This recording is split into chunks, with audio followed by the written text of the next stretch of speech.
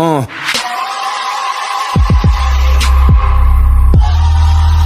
Hallelujah. Yeah.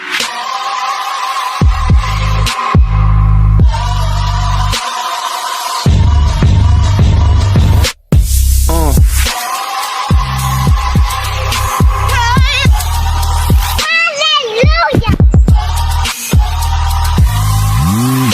Yeah.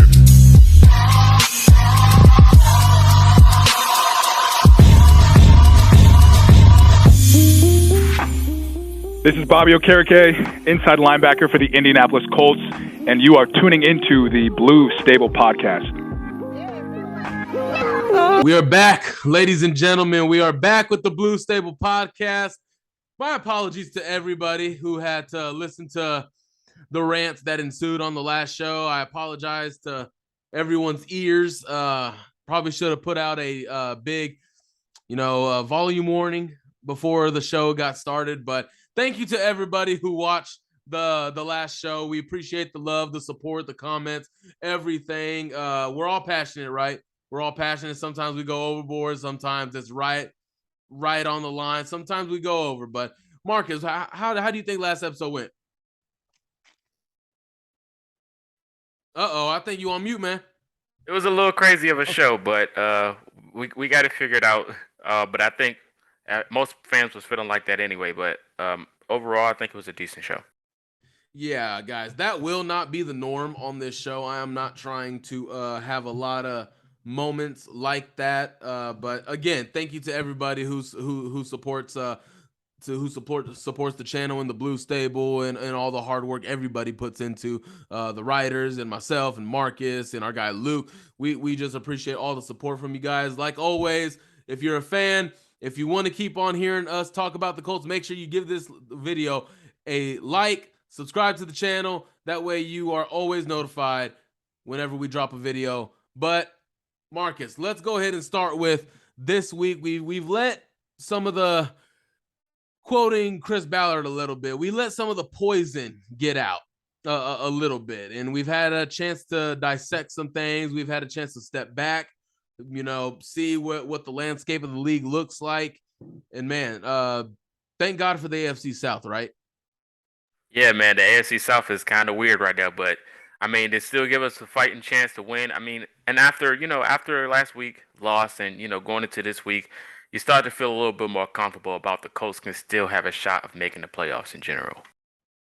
Yeah, interesting. I don't think the word that's a good word for it. I think just straight up bad is the word for this division, man. We have become, it looks like 2 weeks in the season, right? Just 2 weeks in. We look like we're the new NFC East of the NFL. We're that next bad division. No one is really separating themselves. We're placed. I want to say the Colts are right now standing at third place in the division. And my Lord, not only one team has won a game. The Tennessee Titans look bad. The Texans still look like they're still trying to figure some things out. The Colts are the Colts, obviously, which what we've talked about. The Jaguars obviously got that lone win in last week's debacle from the Colts and how embarrassing they showed up. But this week's a new week, man. And I think what the division looks like this season, here's the beautiful thing about sports. There could be a team that sucks. There could be a team that may be undeserving of competing for a championship. But the league puts in place, if you win your division, you get to host a playoff game. And that's exactly what the Colts are trying to do, okay? That's what they're trying to do. I mean, with the way the AFC South looks, right? That looks like that could become a possibility. How many wins does it take? Will it take to win the AFC South? What do you think? Looking at what the AFC South, they have to face the same teams we are. We're facing the AFC West. We're facing the NFC East. Eagles look really good. We won't face the Cowboys. We don't need to worry about Cooper Rush as of right now. We won't face the Cowboys until week 14. Carson Wentz and company, that offense is looking pretty good in Washington. They're going to be week 8. The Giants are later at the end of the year. But how many wins do you think, Marcus, takes to win the AFC South this year? I think it's going to come down to maybe 7 wins. I'm not going to be too high, I'm not going to be too low because the way that this division is playing is really poor. So I think it's going to be at least 7 wins, and that's just the number. I mean, of course, any team can win more than seven, but I think you would just need 7 wins in general to win the division this year by the way that all the teams are playing. And who knows what may happen in the future. Some people may lose some players, some people may get some players back. So anything can happen in this division as of right now. But I'm saying for general, as any team in the AFC South, 7 wins might be the minimum to win this year. Yeah, and it's not unheard of where a division winner has 7, 8, 9 wins. I mean, hell, the Seahawks were 7-9, and they hosted a playoff game a few years ago. The Washington Commanders, or then known as the Washington Football Team, led by Taylor Heineke, they won the division. They played Tom Brady and company at home in Washington, lost 44-34, but nonetheless, they got to host a playoff game. And by any stretch of the imagination, from what we all saw that year, Washington and no one in the NFC East had no business being in the playoffs. But the beauty of it, win your division, you host a playoff game. And that's what the Colts have the ability and the opportunity to do. They got plenty of room, opportunity to do this thing at 0-1-1. Sounds so weird, right? Sounds so weird to say that, but 0-1-1. It's kind of getting back into, okay, you got to start stepping it up. Wins got to start piling soon, and that's what we're going to talk about today moving forward. And what about, man, what about this trash talk going on within the AFC South? I mean, you got people from the Titans fan base talking about, man, at least we didn't, get shut out or anything. Like, okay, we lost by 34 points, but y'all didn't score a single point is what Titans fans are saying. I don't think that's something to brag about, Marcus. I really don't think so. Bragging about losing by 34 rather than 24 is not necessarily the slam dunk people think it is, right? I think this division just needs to have some shame in general because no team is looking good at this point. And to give us a little bit of credit, like we played two division teams. You only played the best team in football for 1 week. And the week before that, you didn't have a shot of winning either. You did have a shot, but you lost to probably one of the worst teams in the NFL, and that's the Giants, because you sold the lead and Saquon Barkley turned to his natural self to win the game. You couldn't get a goal line stand. So I think all teams, all fan bases right now should just sit back and move on to next week because nobody's looking good, no matter if you won or lost. Just as simple as that. So just be quiet. It's a weird stance people are taking, especially Titans fans. Oh man, at least we're not the Colts. I mean, at least we were able to score. Like, I'm not entirely sure how that's something prideful to talk over. Oh hey, we scored 7 and lost by 34. At least we scored, right? I don't really. I mean, God, good Lord, have some pride as a fan. Come on now. It's not hard to come out and say your team is definitely, obviously underperforming. We did it last week. We didn't say, oh my gosh, like, oh, at least we tied in the division and we didn't lose or whatever the case may be. That's just a weird stance to take. But in other words, guys, that's what the AFC South is looking like right now. The Titans are 0-2. The Texans are 0-1-1 along with us, and the Jaguars stand alone at first place in the AFC South, 1-1. The Colts will get their second opportunity at Jacksonville in the next few weeks. And man, we're going to see that team really, really quick. That's going to be a revenge game that the Colts definitely need to get their business in order because things are actually, the pressure's starting to mount. And we'll get into it here in a little bit on why that is. But getting into this Sunday's game against the Kansas City Chiefs, all right, before stepping into the preview, I thought about, all the crying, all the blaming that we've done in the last 5-6 days or so, all of that. And what if the Colts win on Sunday? Does all of that go away? Does all the problems go away? Does all the complaining do a complete 360 and go to supporting, saying, oh, we're the best. Oh, Coach Reich is this. Gosh, dang it. The defensive line only needed time. Whatever the case may be. I'm not entirely sure if I'm going to go that far. But a win, when talking about what does a win do for the Colts this Sunday, I mean, it has to boost the confidence in that locker room, no?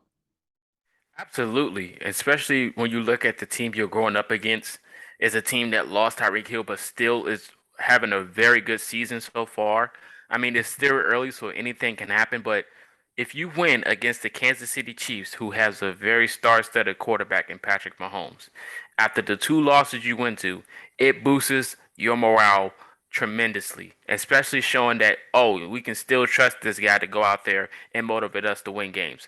I think this is more so on the players being motivated than actually just being motivated and a coach in general because you want to trust your guys.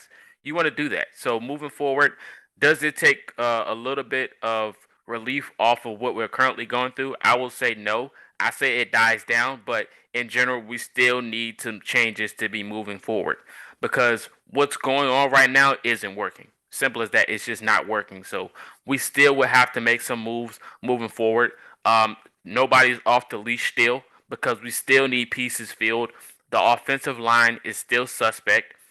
The head coaching staff needs to be fixed. Ballard still needs things to be done, and we still need a veteran wide receiver. We still need a veteran tight end. We still need another corner. So all these things still are issues going forward. And the main question is Isaiah Rodgers Sr. going to play? Because he needs to see the field. And another thing is, I know the Chiefs have been watching film of what's going on with Kenny Moore, so they're going to attack him if they see him in that coverage again. So, like I said, I don't think the pressure is going to be off on the situation we have currently going in, but it will die down if we do win. Yeah, I agree. I mean, a win will absolutely boost the confidence of the team, but those same issues that were talked about in March, going into April, going into rookie mini camp, going into training camp, going into the preseason, now here today, those issues are still the issues holding back the Colts. And if they pull out a win, man, obviously it's going to do what we've said it's going to do, but also you have to imagine with the Chiefs coming to town, you have to imagine the Colts are going to have to score some points to win this game. Now, Michael Pittman, is he going to play? I have no idea. He's been limited in practice Wednesday, today, Thursday. We'll see what the final decision is on him. On Friday, Shaquille Leonard, he's been a full go the past 2 days. Final decision will come on him on Friday. Alec Pierce, one final step in concussion protocol, but he has been a full participant in practice. Yannick Ngakoue is another, maybe a little bit of a concern there, being limited and then, downgrading to did not participate in Thursday's practice, which is always a concern when you see that backtracking in the injury report for players. So, oh man, culture's got to step up, right? I mean, it's no longer about talent to me now. I mean, how much more embarrassing can you get? Tying against the Texans when you really shouldn't have tied at all. Getting blown out, being shut out in Jacksonville. What could be more rock bottom, right? What could be more rock bottom? Now I just feel like it's just about pride at this point for this team. It's just about pride. Like, do you have pride in what you're doing? Are you pissed off? We've heard the reports, the locker room after the game in Jacksonville, it was stone cold silent. Everybody was upset. Everybody was just like, it was like looking into the mirror. Okay, well, we need to see those results. We need to see what's going on. Frank Reich, even talking to the media, seems a little bit more determined, like he's being he's being questioned by the media, and he's getting offensive towards that. He's getting defensive, He's getting defensive toward that. So what is the mindset of this team going into this game? I would love to have that insight for you guys. I'm just interested to see what the makeup of this team moving forward is, because at the end of the day, how much more rock bottom can you get into? So obviously a big talking point, like you said, Isaiah Rodgers not having a single defensive snap in 2 games, which is beyond me. That is surprising. Week 1, okay. Week 2, what Isaiah Rodgers has shown in his early career, it warrants him being on the field. It warrants him, regardless if you're going nickel or not. Again, I think having to put a slot corner in there is messing up this defense a little bit. But at the end of the day, I don't think Brandon Faison is that far and away better than Isaiah Rodgers. I don't think he is. I mean, don't get me wrong. He's a solid player. He has been in Gus Bradley's system. He knows what's going on there. There's the relationship, the familiarity there. I get all that. But Isaiah Rodgers has also had 2 really solid seasons at cornerback. Had a really good solid season last year. Had a really good showing his rookie year against Stephon Diggs in the playoffs, 2020. We all remember that. Why is he not on the field? I'm interested to see that, get some answers on that, because I think one note that I also picked up watching Frank Reich's media presser, Marcus, he wasn't asked one thing about Kansas City. He wasn't asked one thing about Kansas City. Everything was about the state of your team, the makeup of your team. Where does your team go now? All the issues going on. And I thought that was interesting. Like, things are so bad. One of the best teams in the NFL are coming to your town, and not one question was asked about them. Isn't that crazy, Marcus? It is crazy, and that shows you that the media and everyone is more concerned about the Colts mindset going forward than who they play next. Because at this point, the 2 losses and no communication on defense and the offense not scoring at all, even the consecutive drives down the field, the offensive line and how they're protecting the quarterback, all these things matter more than who you play next. Because to be honest, if it even wasn't the Chiefs next week, it could be the New York Giants. The media will still ask the same questions, because it's not even who you play at this point. It's about, are you going to show up? It's just as simple as that. So I do find that interesting, and hopefully, something will come out of what we got planned going on against the Chiefs, or how do we view this game? Because like I said, it feels like the Colts are just showing up and not playing. So that is interesting as well to see how that turned out. I thought it was warranted for Frank Reich to be questioned, because what we've found out in the last couple of days, the Colts had this game plan going in. On Thursday, Frank Reich was under the impression Michael Pittman and Alec Pierce are going to play. They were under that impression, that we've learned. And then on Friday, he's not going to play. Oh, man. Where do we go? Like, he seemed ill-prepared. I just thought that was odd. How are you not prepared as an NFL head coach? And a big thing was Nyheim Hines barely getting any playing time and barely getting the ball in his hands, which is the biggest crime of it all. I mean, silly me, I started him in my fantasy league because I figured he would get 10 targets in the passing game. He would get 15 carries in the run game. Silly me, I thought that would have been the plan. And if you go back to the scripted plays, if you have your 2 top wide receivers out, that should boost the targets and carries JT and Nyheim Hines get, right? And the fact that was not done, you still went forward with the game plan as if Pittman and Pierce were playing, but Doolin and Campbell were your 1 and 2. I didn't really love that. I did not love that at all. He openly admitted he was not prepared for Jacksonville. He openly admitted it without saying it. Well, technically, he did say it. We weren't prepared. So going into this game against Kansas City, if you have to be pushed to be ready for this game, the Chiefs, the 4 years running AFC finalists, Kansas City Chiefs, if you have to be motivated by other people to play this game, then I really question the makeup of your team. Just the Chiefs coming to town alone should have you fired up as a team, should have you motivated as a team. So really, Sunday, we should get a very, very tough Indianapolis Colts team, right? Not only do you know the Chiefs are coming to town, but you've also gotten your ass whooped 2 straight weeks. You've had 7 pathetic quarters out of 8. We should see a pretty pissed off Colts team, right, Marcus? So double the motivation. So that's all really I had to say about that. I mean, there were some crazy developments the last couple of days, guys, that really just confused Marcus as well. I was shocked when I legit heard we were not prepared to play in Jacksonville, which was crazy. I mean, I felt like at that point, Frank Reich's just digging his own grave at that point. But again, God bless the AFC South, right? You still have a chance to host a playoff game after all this yelling and controversy and everything. But nonetheless, guys, let's jump into this preview. The Kansas City Chiefs are coming to town.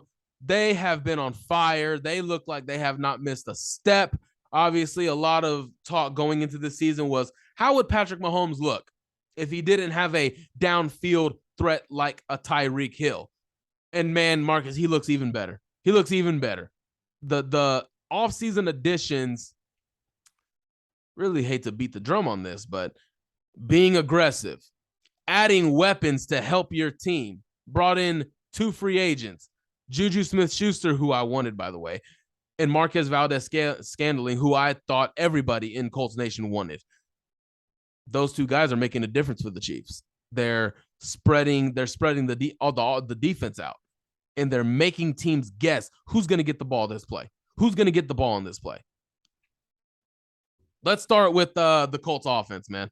Let's start with the Colts offense and everything going forward on what dictates the outcome of this game is going to be all about the trenches with the Indianapolis Colts moving forward, man. The offensive line.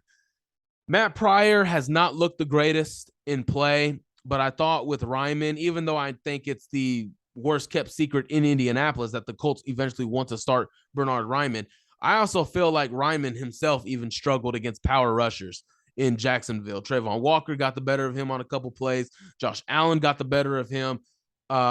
It's really just a mix and match of what you get with each left tackle. Pryor does pretty well with power rushers. Speed rushers, he gets beat.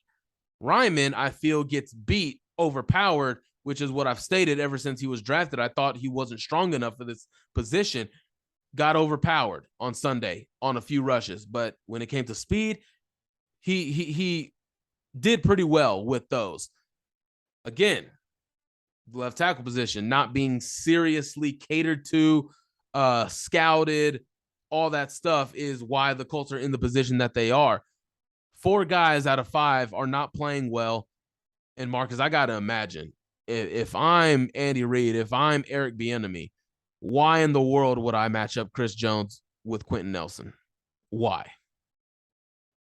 Yeah, I feel like with this offensive line scenario, anybody can be coming off the left side to go get Matt Ryan, like at this point, because it doesn't matter who's there. Like the Colts already admitted they're not making any adjustments.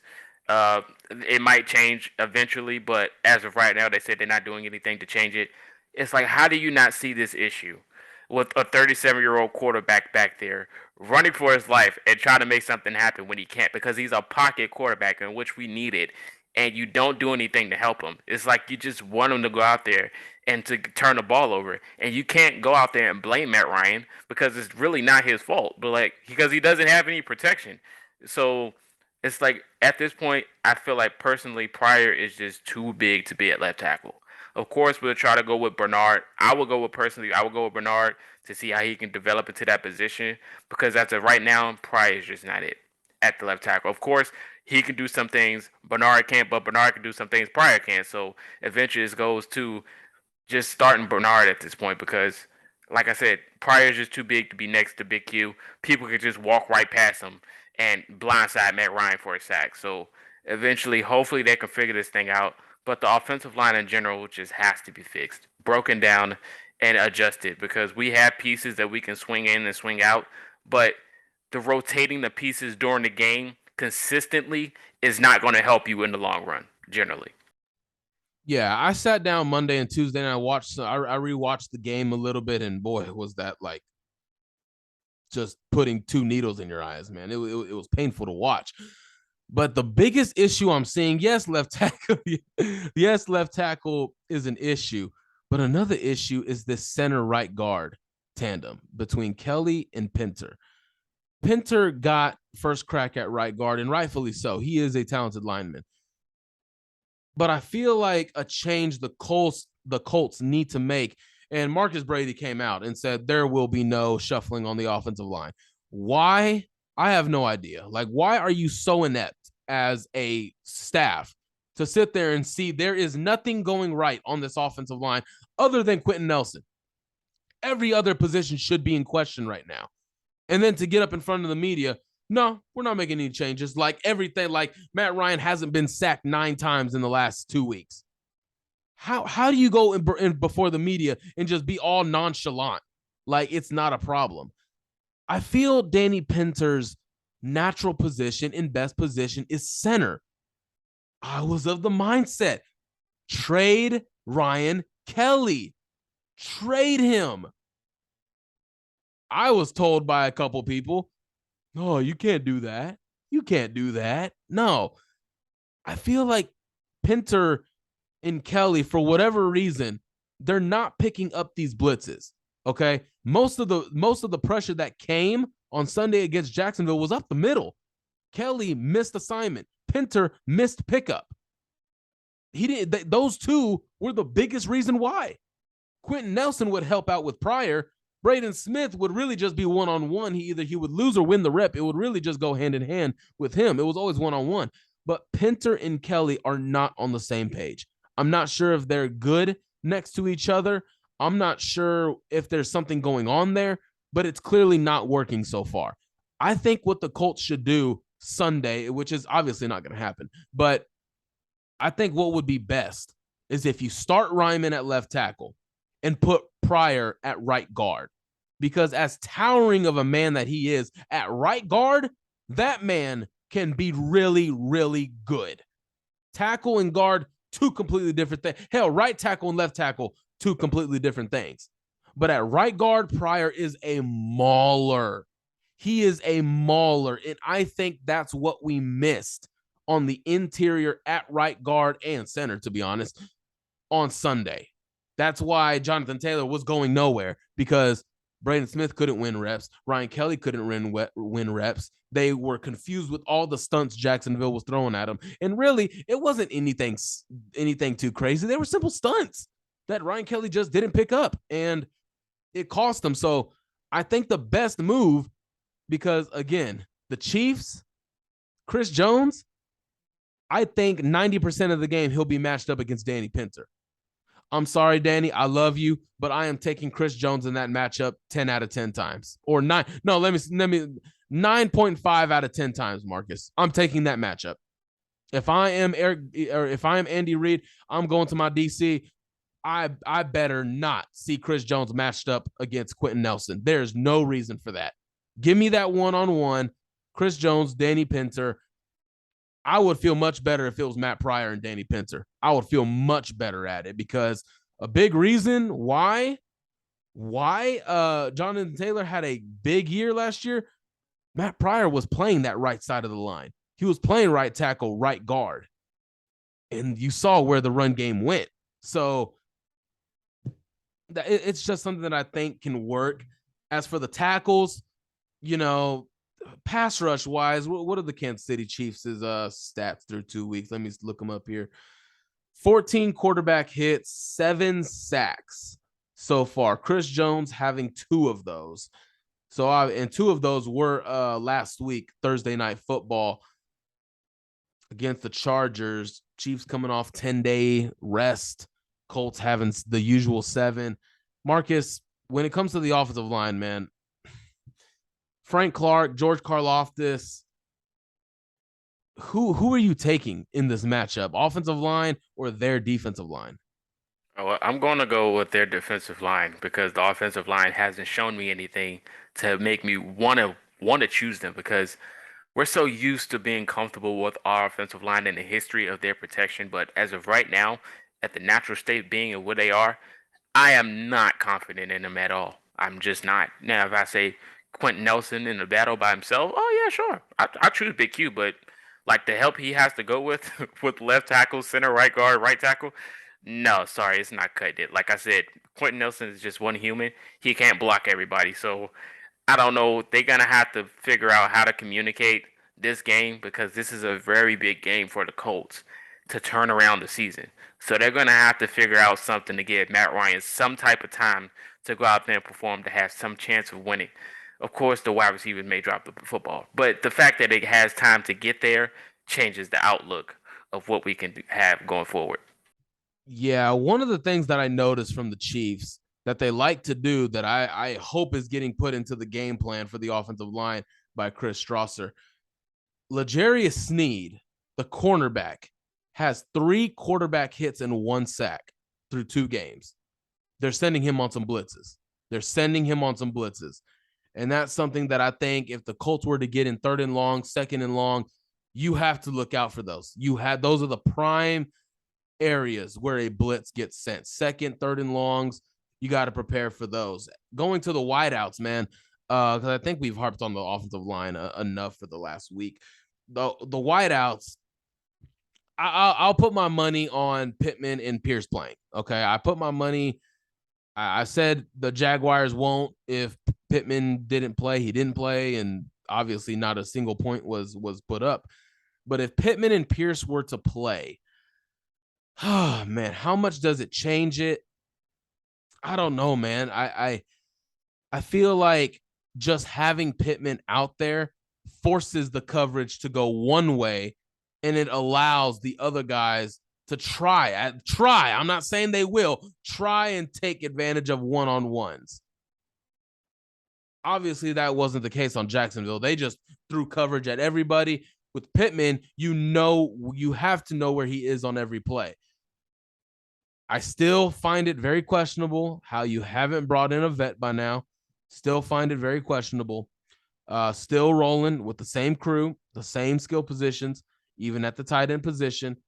So what can these guys do against, the likes of Justin Reed, who's obviously taken over that Tyrann Mathieu role, L'Jarius Sneed, Juan Thornhill. It's a solid secondary. It's improved a little bit on Kansas City's side. But, man, the Kansas City's not Houston. Pittman went off 9 for 121, and it got him a tie.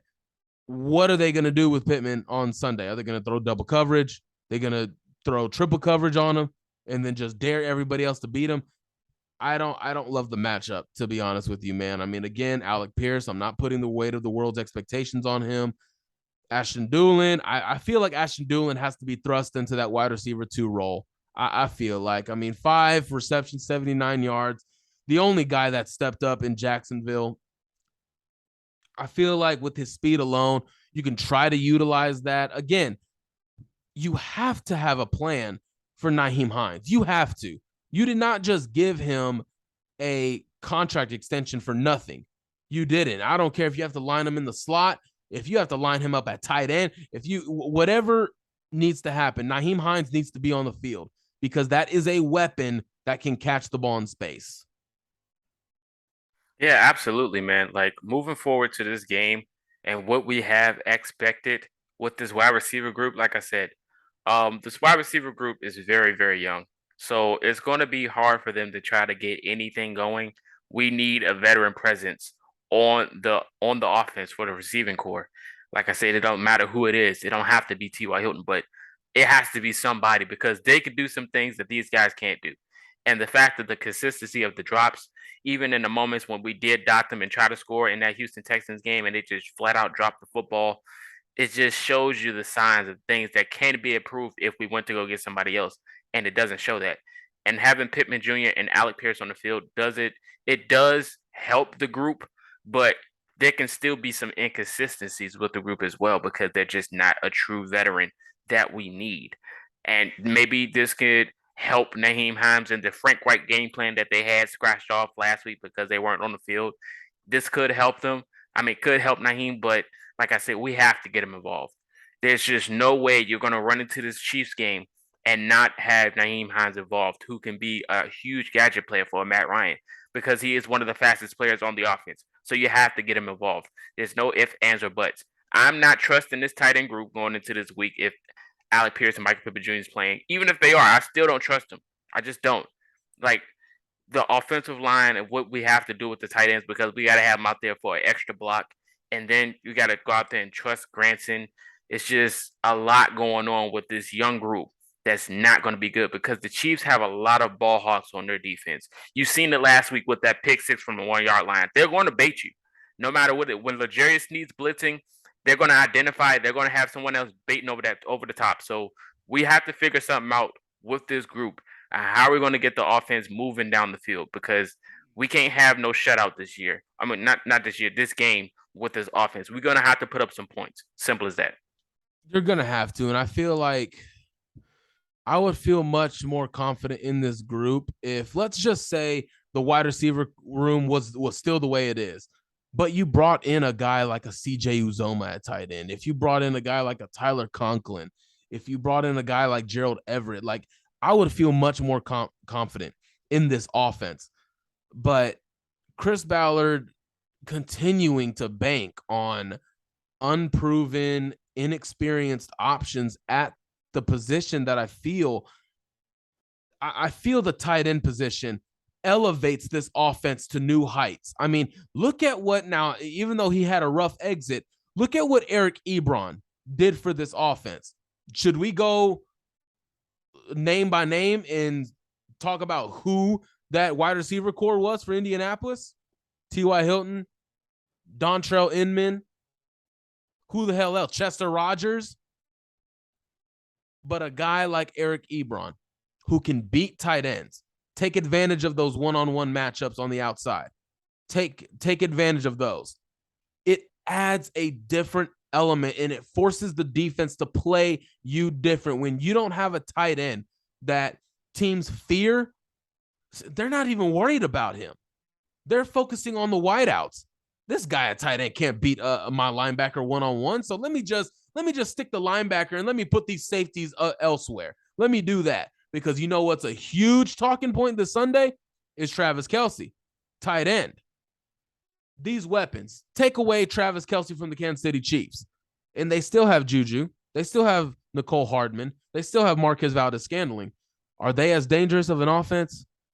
You got Patrick Mahomes, so I assume you're still going to put up some numbers. But Travis Kelce, that guy is probably the most dangerous weapon in all of the NFL because of who he is and who he's got at quarterback. I just don't trust this offense without a legit tight end option. Someone like an Eric Ebron who can take the top off of a defense, who can beat linebackers in one-on-one situations, outside the numbers, you name it. Eric Ebron had 18 touchdowns. And you saw where that took this offense in 2018. Even with guys like Chester Rogers, Dontrell Inman, you had a T.Y. Hilton, but who else was there, Marcus? Who else was there? You may argue that this group now is better than what Andrew Luck had in 2018. You could argue that. So I am not confident in the offense so far, especially if you want to get the run game going. You better not run at Chris Jones. You better not run on the right side. You better not, because I'm just not confident in Chris Jones versus Danny Pinter. Let's flip the field here real quick, Marcus. Let's go to our defense facing their offense, starting up front. One concern so far through the week, Yannick Ngakoue showing up on the injury report, was limited yesterday, did not participate Thursday with a back issue. Obviously, again, backtracking, going from limited to not participating is never a good sign. He is a big miss, even though he hasn't really gave you anything the first 2 weeks. You still want his presence out there.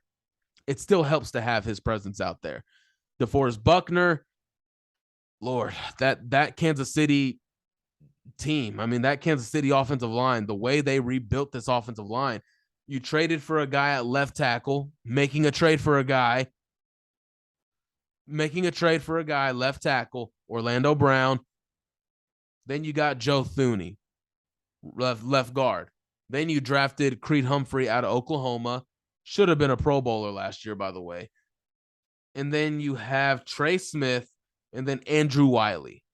That interior of Kansas City's offensive line alone is probably the best in the NFL. Arguably the best in the NFL.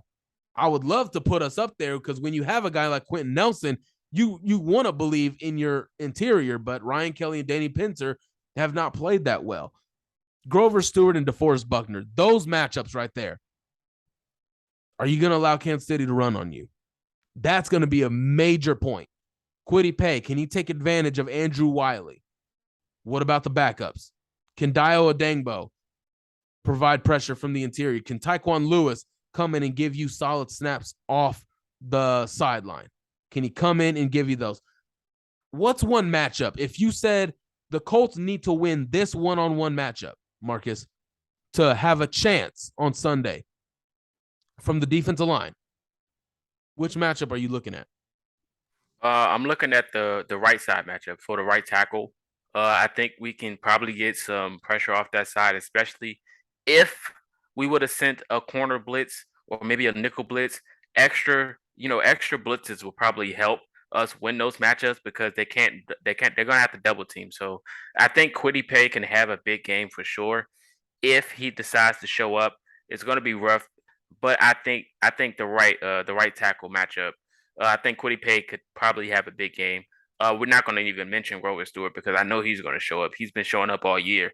He just needs help. But I definitely think Quiddy Pay's matchup is going to be a huge bonus for the defense if he can have any chance at trying to get Mahomes. Mahomes is elusive. He's going to run around. We just know that.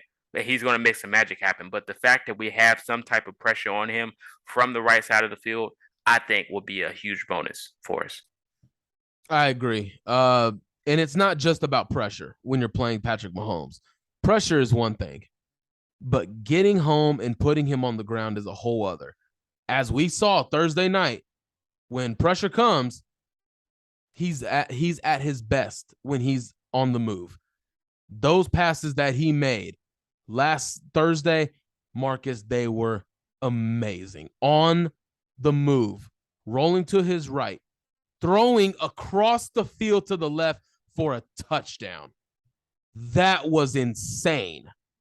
So remember, pressure is always nice, but against the Chiefs, you better get home because that pressure is not going to matter against a guy like Patrick Mahomes. Pressure rarely affects Patrick Mahomes.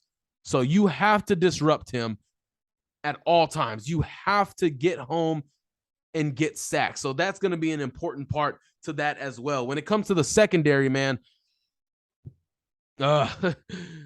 Juju Smith-Schuster, Marquez Valdez-Scantling, Nicole Hardman, they're definitely trying to throw big bombs there downfield to those weapons in Kansas City. An interesting aspect that I saw that I started thinking about was, do you kind of change up the scheme a little bit? Because in my mind, I thought it would be beneficial taking Brandon Faison off the field in this particular matchup, putting Isaiah Rodgers in his spot. Kenny Moore. What do we remember Kenny Moore doing so well, Marcus? The last few years, what do we remember him doing so well? I mentioned it with L'Jarius Sneed. Blitzing. We haven't seen any blitzes from the nickel spot from Kenny Moore this season so far. Sunday would be a good time to deploy that. Maybe it's something in Gus Bradley's back pocket that he's been hiding. Maybe you hold on certain stuff when you face certain teams earlier in the year. Maybe. I think that would be good matchup wise because Isaiah Rodgers' speed, he can hang with the likes of a Nicole Hardman or a Marquez Valdez-Scantling. I'll take Stephon on whoever he's matched up with, but the speed matchup, I feel like Brandon Faison might be at a disadvantage there, which is why I would like to see if Isaiah Rodgers takes over that spot, maybe just for this game. I would like to see that matchup. But in terms of just that single high safety, Gus Bradley, let's pull up some numbers, shall we, for what Patrick Mahomes has performed against Gus Bradley in years past. Let me see here. Trying to find it. I know it's somewhere around here. Oh, man. Don't you just gotta love numbers? Let me see here. Okay. Yes. All right. Found it. All right. So Patrick Mahomes facing Gus Bradley 7 times in his career. Gus Bradley being a defensive coordinator in all of them. His record against Gus Bradley, 6-1. Points per game, 33.2. Completion rate, 65.2%. Yards per attempt, 7.61. Touchdowns, 17, along with 2 interceptions. That's in 7 games. So Gus Bradley isn't taking the ball away from a Patrick Mahomes. Now, there's an element to this game Shaquille Leonard possibly coming back. That will be a much needed matchup. I feel better about Shaquille lining up against Travis Kelce than I do with EJ Speed lining up with Travis Kelce. EJ Speed, however, by the way, has had one of the better run defense grades by PFF of all linebackers in the NFL. I think he's had a 90% grade in run defense. In pass, oh my Lord, I think it was like in the 50s, I think, or low 50s at that. Yeah, not good. Not good. You appreciate that in the run game, though. You always appreciate that in those situations. You know you're gonna have to defend the run, but against the pass, this would be a really good game to get Shaquille Leonard back. Even though you know he'll have to work out some kinks, I would really like him to work them out before we hit these two division games, these 3 division games coming up. You know what I mean? So I would love for that to be the case, but otherwise, I don't know if I'm confident. I don't know if I'm confident or I am confident in our secondary against the Chiefs' wideout group. Yeah, for me personally, I don't trust this Gus Bradley scheme going into any game.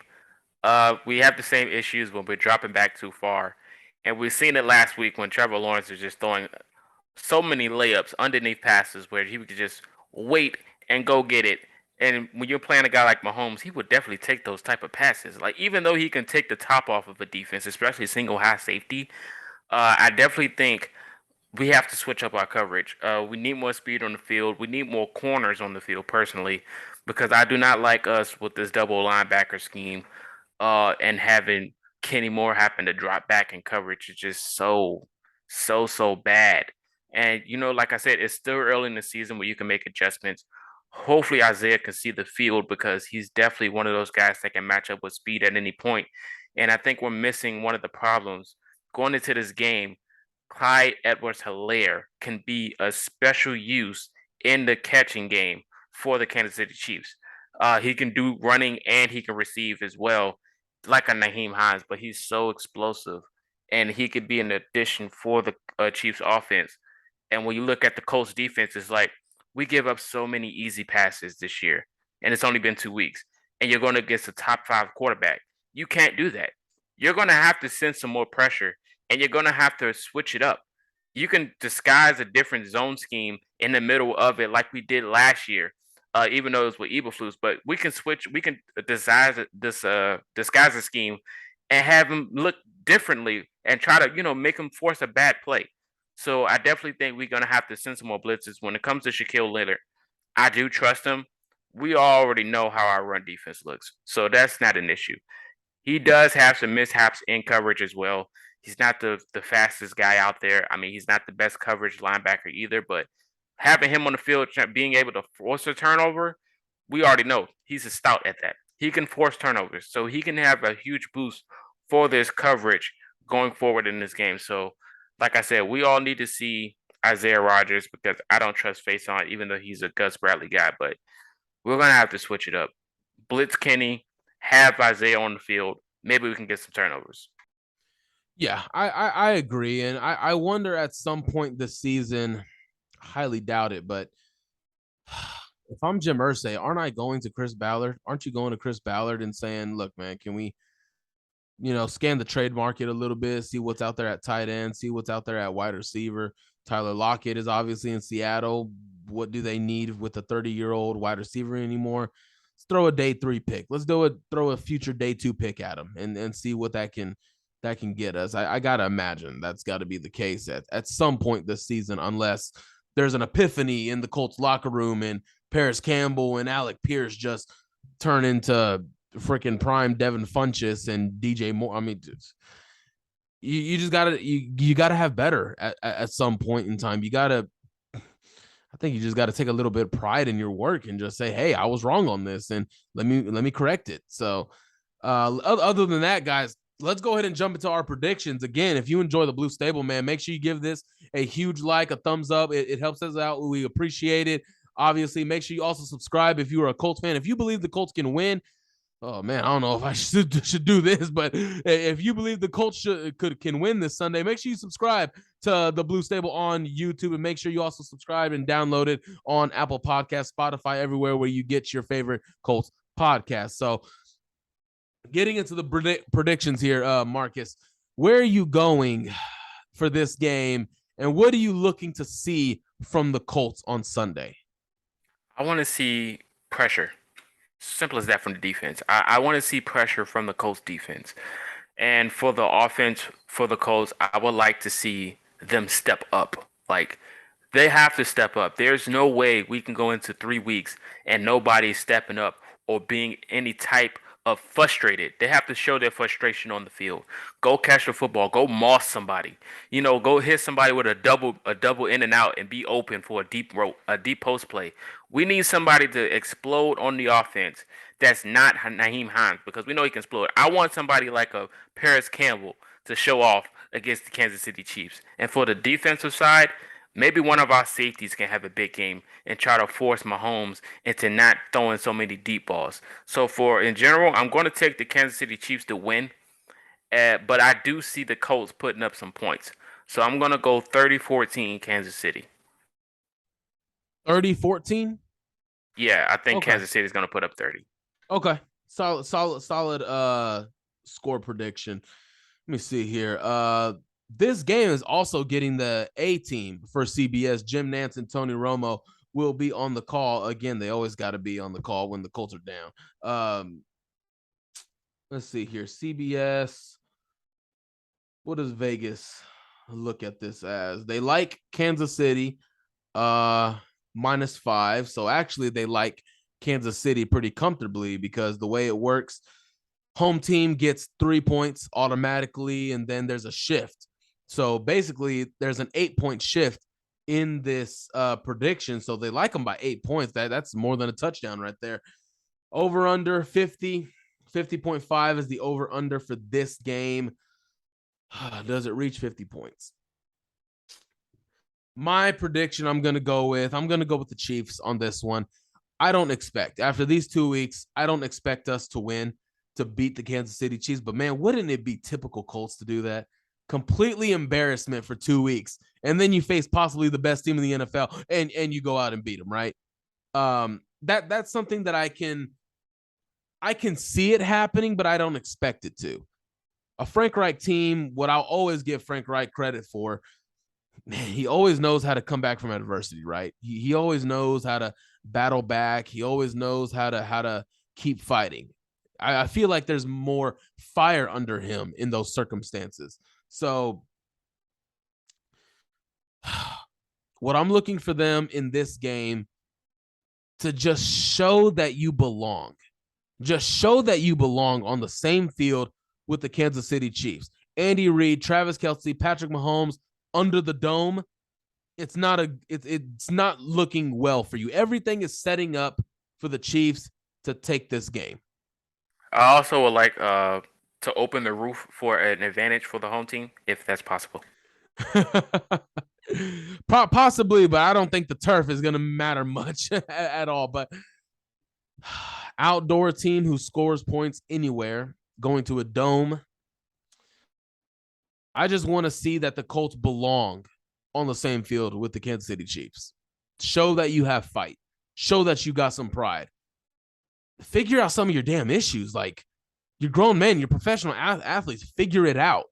A lot of football left to be played. Again, there is, a glass half full kind of approach to this season so far, no matter how disappointing it's been, is that the AFC South is also as pathetic as a whole. So there's a chance 7 wins just might get you the division crown.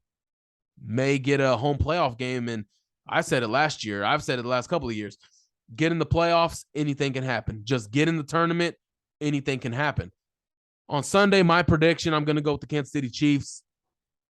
I'm going to go 34-21. I'll go 34-21 Kansas City. I think from the defense, pass rush, Yannick Ngakoue not really looking good right now, and I don't even know if he's going to be out there. pass rush has not shown the ability to win one-on-ones. They haven't. And facing a very strong Kansas City front, I'm not sure if that's going to be the case. Patrick Mahomes could have all day back there to make decisions. And if he does, look out. They may score more than 34 points. So that's going to be my prediction, guys. Who do you guys think wins on Sunday? And what's your score prediction? Let us know down in the comments below. Let us know. We want to chat with you. We want to, see why you think the Chiefs maybe blow out the Colts. Maybe the Colts win this game in your eyes. Let us know. We're always looking for your insight. And also, if you guys don't know, if y'all don't know by now, I do host post-game Twitter Spaces. It's really a platform, not necessarily for me to unleash my thoughts, because obviously I do that here on the show. But I also want to hear your guys' thoughts. I want to hear your questions. I want to hear your opinions on how the game went and how the team looks. I love engaging with you guys, man. I love doing that, and I want to keep doing that. So every Sunday and, Monday and, Thursday, the Thursday night game coming up, post-game Twitter Spaces. Be there, be square. Always, let's talk some Colts football, whether if it's a win, loss, or hell, I didn't think it was possible, but ties apparently exist in Colts Nation now. So, Marcus, you got anything else before we close it out? Go Colts, man. Make a statement this week. If you win, I definitely would turn tides of how I feel about the team moving forward. So me choosing the Chiefs to win has nothing to do with me not having faith in the team. I want them to go out there and prove it. Just go out there and prove it this week, man. Yeah, and when I say I want to see if you belong, like, start getting your stuff together, because this is not a must win for you because it's a separate division. But your next few games coming up, Titans, Jaguars, Titans again 4 weeks after that, those are must wins. So the Colts need to get their stuff together very quickly. So other than that, guys, he is Culture Shock. I am Michael Pivia, as always, man. Always repping Indianapolis. Shout out Home Field for the apparel, man. Week 3, who do you got? What games are you watching, man? Let us know down in the comment section below. We will catch you guys on Sunday night, maybe Monday morning. Who knows? We'll catch y'all. Be on the lookout for that reaction show. Hoping, praying we get a Colts win, because, man, it would be typical Colts, man. Other than that, y'all have a good weekend. We'll see you soon.